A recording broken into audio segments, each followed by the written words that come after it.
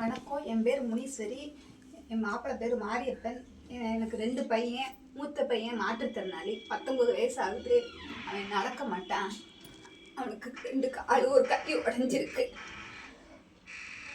அவனை பார்க்கறதுக்கு எங்களுக்கு யாராவது உதவி பண்ணுங்க. டெய்லி 2 பேம்பஸ் வாங்கணும். வாடகை வீட்டில் எங்களால் இருக்க முடியல. வீடு தர மாட்டிக்காங்க.